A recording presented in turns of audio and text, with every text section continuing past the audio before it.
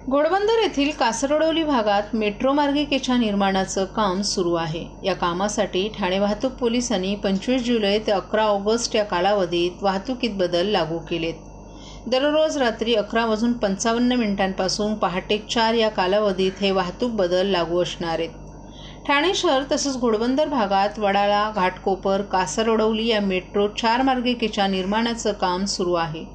या कामाचा भाग म्हणून घोडबंदर येथील नागलाबंदर सिग्नल ते इंडियन ऑइल पेट्रोल पंप या भागात तुळई बसवली जाणार आहे। त्यामुळे या भागात अवजड वाहनांना प्रवेशबंदी लागू करण्यात आली आहे। येथील वाहनं सेवा रस्त्यावरून वाहतूक करतील, त्यानंतर पुढे मुख्य मार्गावरून वाहनांची वाहतूक सुरू होईल। हे वाहतूक बदल 25 जुलै ते 11 ऑगस्ट या कालावधीत दररोज रात्री 11:55 पासून पहाटे 4 या वेळेत लागू असतील, अशी माहिती ठाणे वाहतूक नियंत्रण शाखेकडून देण्यात आली आहे।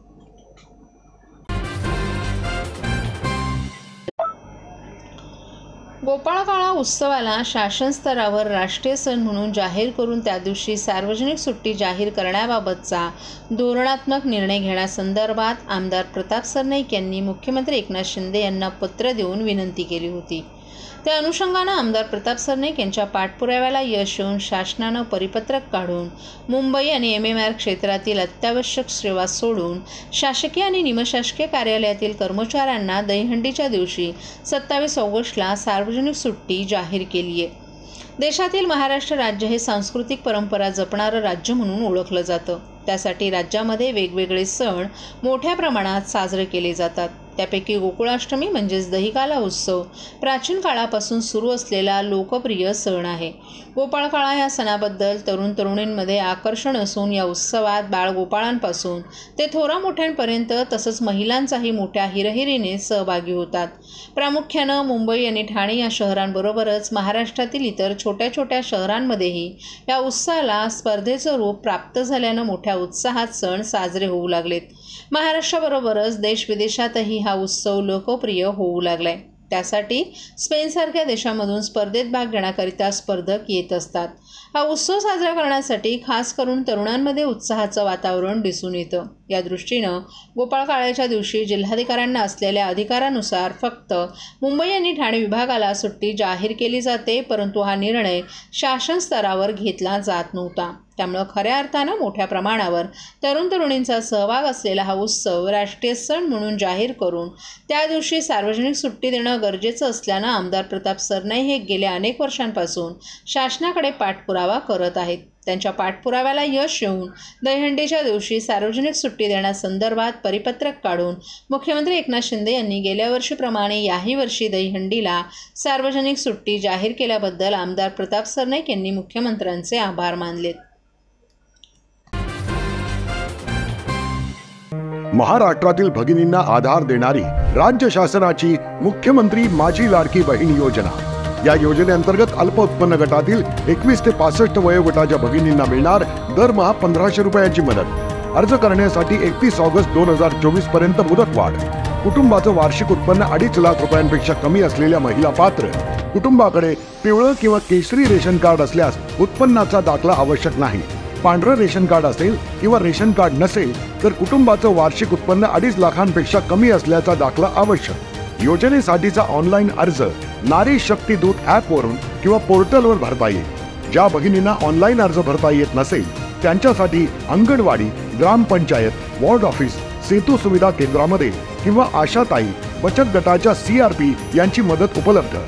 आता आपल्याला अभिमानानं म्हणता येईल, सुखी आणि सुरक्षित आहे माझी लाडकी बहीण।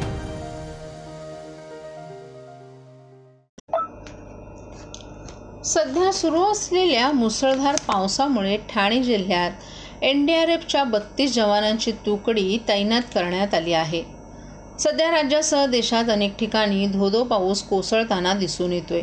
राज्यातही काही ठिकाणी मुसळधार पाऊस होतोय, त्यामुळे काही ठिकाणी पूर परिस्थिती निर्माण झाली आहे। दरवर्षी मुसळधार पावसामुळे अनेक ठिकाणी पूर येतो, यामुळे संपूर्ण जनजीवन विस्कळीत होतं। अशावेळी पूर परिस्थितीतून नागरिकांची सुटका करण्यासाठी प्रथम धावून येते ते NDRFचं पथक।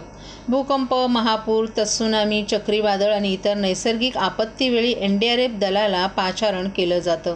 आपत्ती व्यवस्थापन कायदा 2005 अंतर्गत धोकादायक आपत्ती परिस्थितीला विशेष प्रतिसाद देण्याच्या उद्देशानं 2006 मध्ये राष्ट्रीय आपत्ती प्रतिसाद दलाची स्थापना करण्यात आली होती. NDRFच्या टीमनं 1.5 महिन्यात 200हून अधिक लोकांचे प्राण वाचवलेत. खडवली फार्म हाऊसमध्ये 156 लोक अडकले होते. त्या सर्वांची सुटका NDRF टीमनं केली आहे. डोंबिवली कंपनीत स्फोटानंतर लागलेल्या आगीतून अनेकांना मदत करणाऱ्या NDRFच्या टीमनं मुंब्रा टेकडीवर अडकलेल्या 5 मुलांना जीव धोक्यात घालून वाचवलं.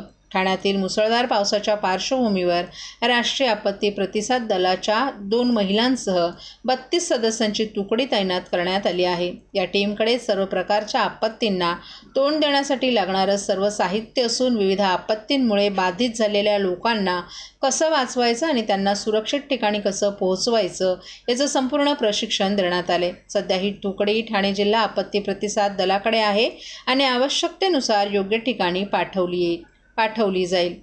पुरात अडकलेल्या लोकांपर्यंत किंवा इमारत कोसळल्यावर किंवा भूस्खलन झाल्यास NDRFची टीम ताबडतोब टेकड्यांमध्ये अडकलेल्या लोकांपर्यंत पोहोचते आणि त्यांना मदत करू लागते. ठाणे जिल्ह्यातील ग्रामीण भागातील शेकडो गावं मुसळधार पाऊस किंवा कोणतीही मोठी दुर्घटना घडल्यानंतर NDRFची टीम तात्काळ पोहोचत असल्याची माहिती NDRFचे सुशांत सेठी बटालियन NDRF से हूँ और मेरा टीम यहाँ पे थाने में स्थित शहर में स्थित है। और जैसे आप देख रहे हैं आज के क्लाइमेट चेंजेस की वजह से बहुत सारा बारिश हो रही है और यहाँ पे जगह पे वाटर लॉगिंग और लैंडस्लाइड का चांसेस और बिल्डिंग कोलैप्स चांसेस है। इसी रिगार्डिंग मेरा टीम जो है थाना शहर के लिए डिटेल है और इसी हम 24 घंटा तैयार रहते हैं। किसी प्रकार कोई आपदा आ जाती है तो हम उसको वहाँ पर डायरेक्ट रिस्पॉन्स करने के लिए और हमारे जो नागरिक है उनका जान बचाने के लिए। ठाणे महापालिका कार्यक्षेत्रातील ज्या इमारती जीर्ण झाल्या आहेत अशा अतिधोकादायक C1 श्रेणीमधील इमारती रिकाम्या करण्याबाबत जर प्रकरण न्यायप्रविष्ट असेल तर अशा इमारतीमधील नागरिकांनी पावसाळ्याच्या उर्वरित कालावधीसाठी सुरक्षेच्या दृष्टीनं भोगवटा रिक्त करावा असं आवाहन झालेल्या बैठकीत ठाणे महापालिका आयुक्त सौरभ राव यांनी केलं आहे. पावसाळ्याच्या पार्श्वभूमीवर कोणतीही दुर्घटना घडून जीवितहानी होऊ नये यासाठी जीर्ण झालेल्या इमारतींमधील नागरिकांनी काळजी घ्यावी.